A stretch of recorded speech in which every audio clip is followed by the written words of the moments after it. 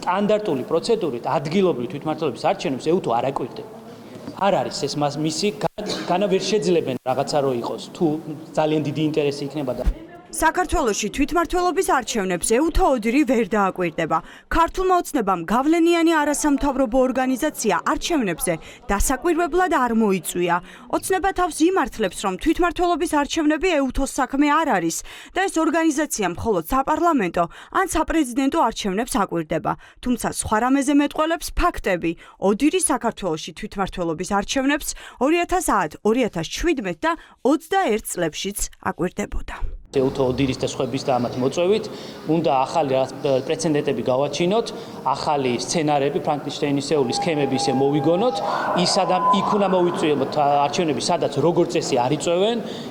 აქ ეუთო ოდირის არჩევნებზე ეს დამკვირვებლებზეა საუბარი, თორე რა თქმა უნდა საერთაშორისო დამკვირვებლები სხვადასხვა ფორმით აუცილებლად იქნება. როგორც ჩანს, ქართული ოცნებისთვის პრობლემას არა მხოლოდ საერთაშორისო სადამკვირვებლო მისიები, არამედ ადგილობრივი ორგანიზაციებიც წარმოადგენს.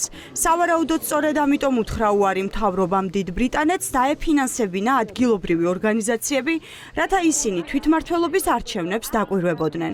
შალვა პაპუაშვილმა დღეს შანსი ხელიდან არ გაუშვა და თავს ისევ დიდი ბრიტანეთის საელჩოს დაესხა. ბრიტანეთის საელჩოს მე მგონი გუშინ ფიქრობდა რომ რაღაც ჩაქუჩი დაარტყავდა, მაგრამ თითში დაირტყა ეს ჩაქუჩი საბოლოო ჯამში, ვინაიდან ამხილა საკუთარი თავი საქართველოში ექსტრემიზმის, სიძულვილის და პროპაგანდის დაფინანსებაში. ადგილობრივი არასამთავრობო ორგანიზაციები, რომლებსაც მთავრობამ უკვე ფინანსური პრობლემები შეუქმნა, აცხადებენ, რომ თვითმმართველობის არჩევნებს მხოლოდ იმ შემთხვევაში დააკვირდებიან, თუ კი მასში მონაწილეობას მხოლოდ ქართული ოცნება არ მიიღებს და ეს არჩევნები კონკურენტულად ჩატარდება, ანუ თუ კი მასში მონაწილეობას ოპოზიციური პარტიებიც მიიღებენ. წინააღმდეგ შემთხვევაში ვერ ხედავენ უკონკურენტოდ ჩატარებულ არჩევნებზე დაკვირვების აზრს. ჩვენ მზად ვართ რომ დავაკვირდეთ არჩევნებს, თუ ეს არჩევნები იქნება კონკურენტული, თუ პოლიტიკური პარტიები დიდი უმრავლესობა მიიღებს გადაწყვეტილებას, რომ ღირს არჩევნებში მონაწილეობა და იარსებებს იმის პოტენციალი, რომ კონკურენტული იყოს არჩევნები, ამ შემთხვევაში ჩვენ მზად ვართ რომ რაღაც დონეზე მაინც დავაკვირდეთ არჩევნებს. ეუთო ოდირის ორგანიზაცია, რომელმაც საპარლამენტო არჩევნებზე უმწვავესი დასკვნა გამოაქვეყნა.